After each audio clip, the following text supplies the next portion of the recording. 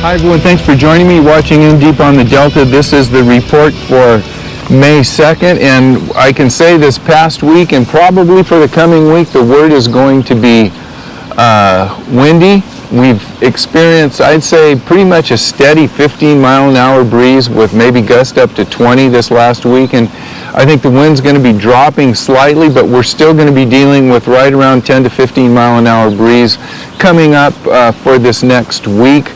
And bottom line is, it's the Delta, and this time of year you're going to have to deal with the breeze. So we're going to go over that. We'll talk about what happened last week at the BAM tournament, and that was pretty much a microcosm. Even though the BAM, the Bass Angler Magazine tournament, had some of the very best anglers on the West Coast fishing that, and some of the top Delta sticks, I'd have to just say they had fair results, and a lot of those anglers really struggled, and that's kind of, like I say, a microcosm of what's going on out here. And I have to say that the largemouth bass fishing for spring is probably just fair and tough for most, with some windows of opportunity to come out and catch some big fish. So we'll go over that. There hasn't been a lot of pressure out here other than on the weekend when we've had a few tournaments. Few people out here fishing for stripers, and like you say, the largemouth bass fishing in the Central Delta last week was pretty light. We'll go over that. We'll get into a little river news, and then we'll lightly cover the stripers, because the stripers are in the system now and people are catching them. It's just that this last week it's been a bit breezy out there for the weekend anglers. Anyhow, what do we got going on? First and foremost, I still want to hit up the San Joaquin Bassmasters and the Vista del Lago Youth Sport Fishing Group.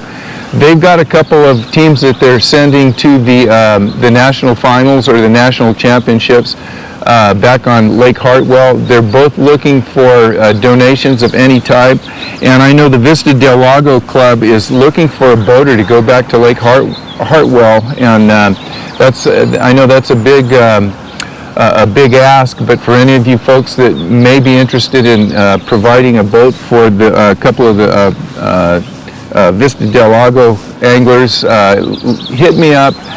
You can hit me up on my email address, and I will definitely get you in contact with the people to talk to if you have anything that you can donate, some time, or maybe even a boater for the Vista del Lago team that's going back to Lake Hartwell, and that's, I believe, in June. We'll give you all the details on that, so get a hold of me if you can help out in any way. Don't forget about the Crappie Closet Crappie Tournament Series. They've got one coming up here. I think it's on Lake Amador, and they're going to have some more crappie tournaments here on the Delta. Make sure you hit up Crappie Closet Baits Tournaments, crappie tournaments. All right, what else we got? The Bass Hole. They have their team tournament coming up May 4th. I know a lot of you guys are going to be fishing that. Hopefully I'm going to be out there and I'll talk to some of you guys and we'll see how that goes.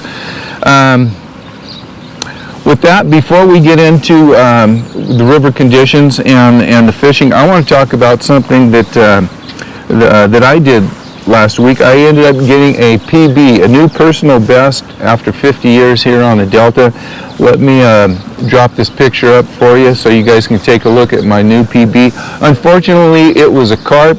If you're wondering how I caught that, it hit a chatterbait, and I did think I had a new PB of some kind. I was hoping it was going to be a largemouth bass, but as it rolled over and we got a little bit of that, not so much of a green tint, it was more of a gold tint, I knew what had happened. But hey, anyhow, I'll take a PB anytime, so if you guys are out carp fishing, make sure you have a chatterbait on. You might get your PB carp. All right, with that, let's talk about river conditions. We'll talk about stripers, then we'll get into largemouth. It's been windy out here, and you have to deal with it. I think I've already said that. I think everybody that I talk to complains about the wind out here, but the bottom line is that this is the Delta in the springtime.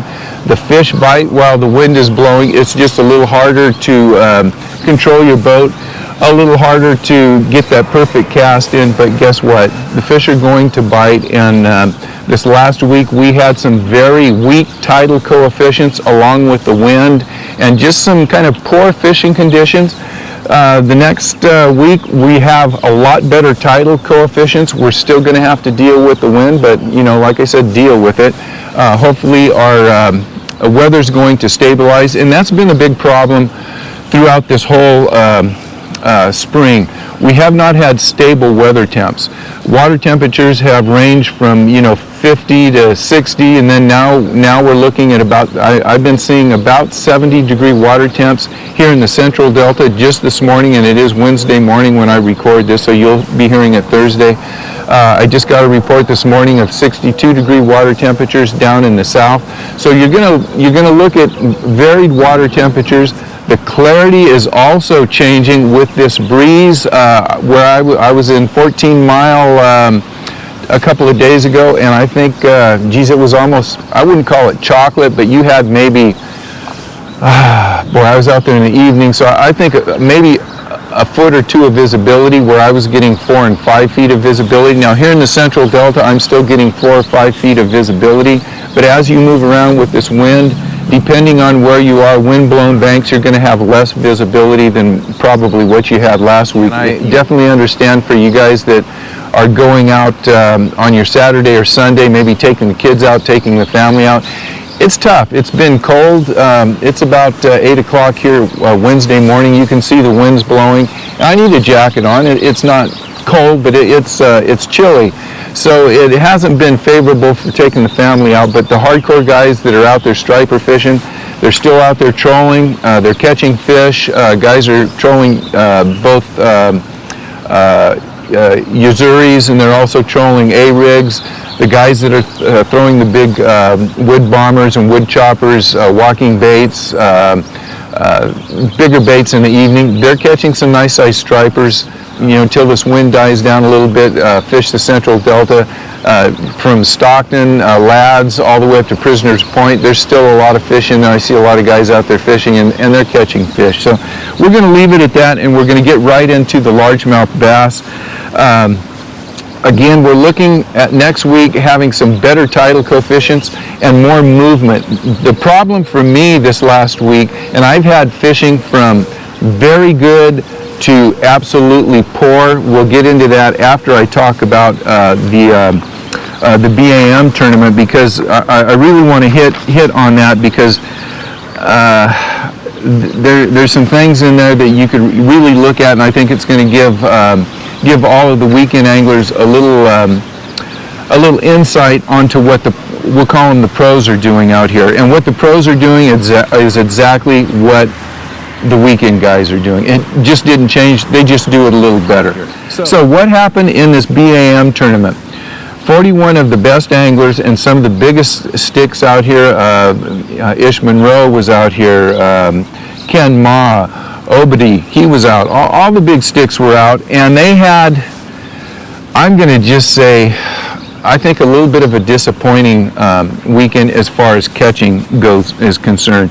Let's see, Phil Tilbury won the tournament, and he had 61 pounds, 3 days, 61 pounds, almost 62 pounds. He was the only guy that really had a 20-pound bag every day. I think there were only 4 20-pound sacks out of the 3-day tournament. And this is a 41-boat tournament. They all fish the first 2 days. The top 10 go to the third day. So the third day weights were for 3 days. Let me give you the weights for the top 3. Phil Tilbury had 61.9. Ish Monroe was second with 57.16, and Ryan Hall was third with 54.1. And I got a chance to talk to Ryan, and I was really interested in what Ryan had to say, because in his remarks he talked about not running the tide, just fishing areas and floating through those areas, and basically just junk fishing. Ryan had the biggest bag of the tournament at 27 pounds 9 ounces that first day. Now he dropped way down the second day and then recovered to get that third place finish. I'm going to have Ryan on in hopefully in the next week or two, and talk more in depth about what he found out here on the Delta and how he managed to get that third place finish. And he just did what most of us weekend anglers do. He just did it better. So let me hit some of the high points that Ryan talked about. He covered lots of water, so he moved around. He broke areas into 5-mile squares, and then just moved around those little 5-mile patches or areas that he fished, and fished specific areas in them.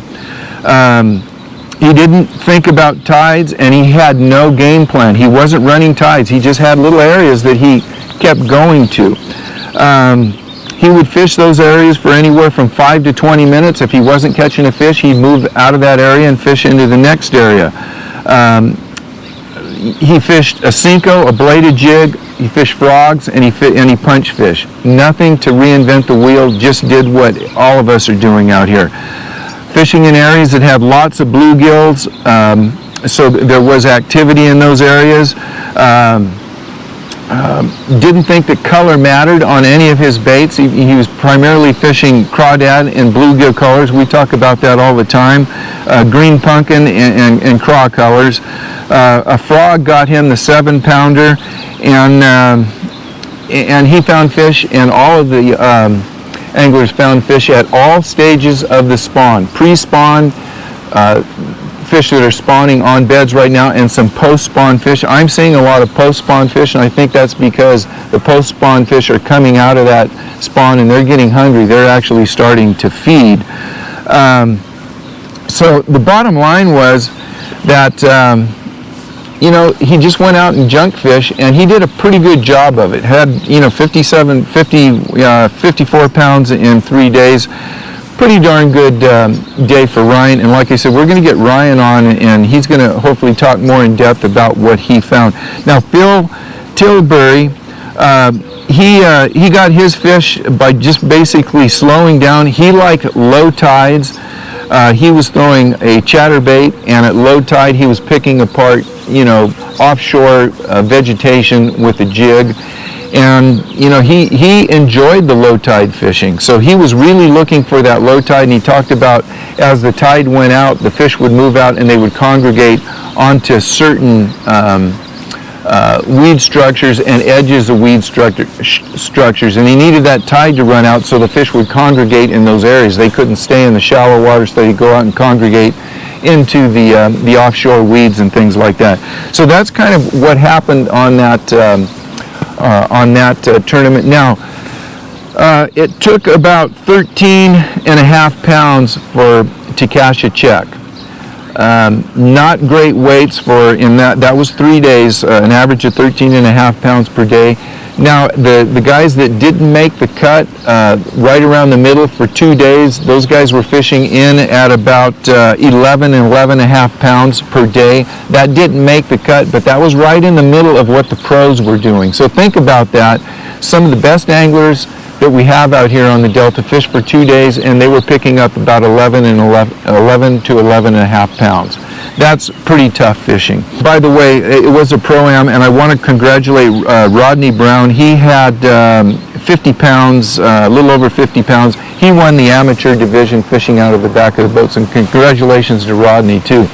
Now, the last couple of days, I was out Tuesday with my son Nate. You guys will see some of the footage. I think I've already showed that.